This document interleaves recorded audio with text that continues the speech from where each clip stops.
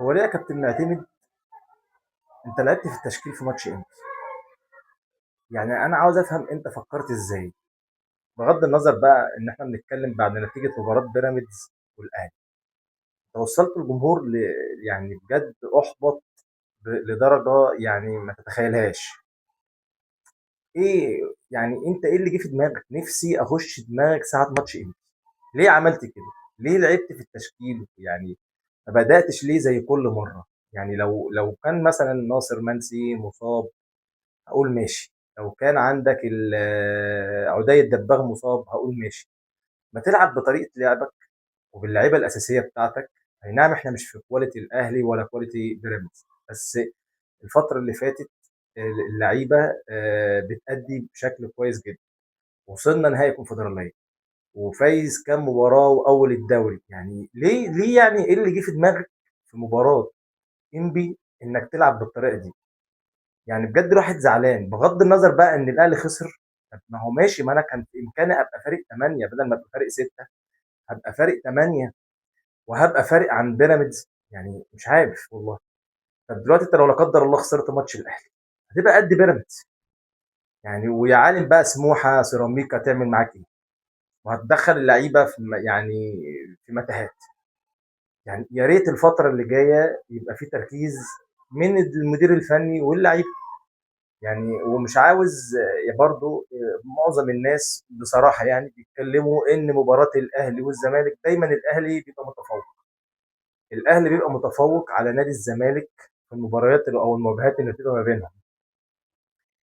هل انت تقدر تعمل حاجة قدام الاهلي؟ هل طريقة اللعب اللي انت لعبت بيها قدام انبي دي يعني تقدر تغلب بيها الاهلي؟ يعني يا ريت تكون في طريقة افضل، طريقة كويسة، بس ما تلعبش بخوف. يعني ما تلعبش بخوف قدام الاهلي. العب على انك تخطف ان شاء الله المباراة، وان ما قدرتش تفوز ما تخسرش. لان هيبقى فاضل لك مباراتين تحقق، يعني هيبقى موسم يعني اعجازي. احنا قلنا كده والله واتكلمنا وبندعم وكل حاجه. بس احنا دلوقتي داخلين على مباريات صعبه جدا. تخيل لو احنا كنا فزنا ماتش انبي بتاع الدور الاول والنتائج دي حصلت لما دخلنا بقى مباراه الست مباريات دول. كنت انت زمانك هيبقى فارق بكتير، فارق يجي 9 بونت ولا 10 بونت عن اقرب المنافسين ليك. يعني حتى لو انت جيت مثلا خسرت ماتش الاهلي فارق، يعني كان زمانك خلص الدوري والله. عموما قدر الله ما شاء فعل. يا ريت نركز يا كابتن معتمد، بالله عليك بتفكرني باحمد عبد الرؤوف في مباريات السوبر. جه لاعب بيراميدز بتكتيك عالي قوي وبطريقه جميله جدا وبتشكيله والاداء في الملعب. وجه في ماتش الاهلي يعني مش فاهم ايه اللي بيجي لكم ساعه مباراه الاهلي وبتفكروا كده ازاي؟ يعني انتوا بتفكروا ازاي؟ ليا طريقه بلعب بيها وبكسب بيها وفرقتي يعني على قد ان الكواليتي بتاعها قليل، بس بتفرق معاهم ان الطريقه دي وبيفوزوا بالطريقه دي. يعني مش فاهم ليه بنيجي نغير. يعني بجد والله انا متضايق منك جدا، والله متضايق منك جدا. مش عارف. بس يا ريت ماتش الاهلي انت تقدر يعني بجد يعني نسينا بقى اللي حصل ده. تبقى الفرحه فرحتين.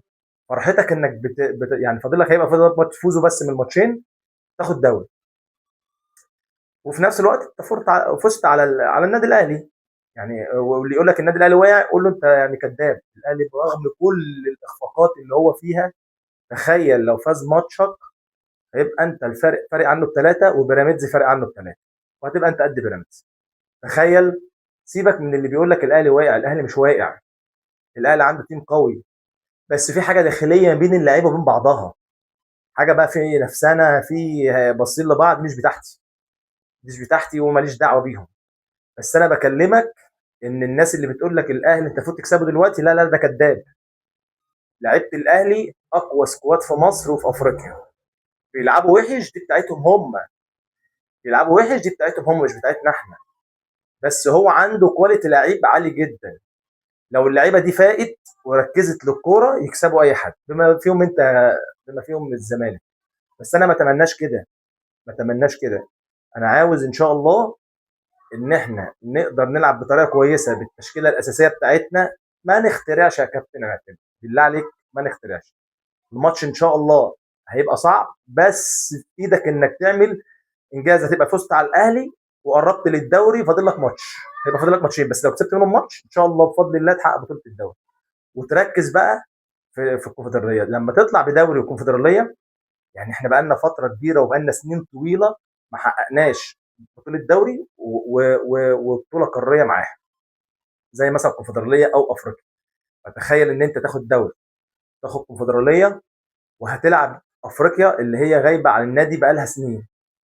بالله عليك مش عاوز يعني نيجي ماتش الاهلي ولا احس ان احنا بنخرف زي ما خرفنا في ماتش انبي. يعني تركيز شويه، ومن اللعيبه يبقى عندها حافز انها تعمل حاجه قدام النادي الاهلي وتكسب النادي الاهلي. بالتوفيق ان شاء الله، والدوري والكونفدراليه باذن الله زملكاوي.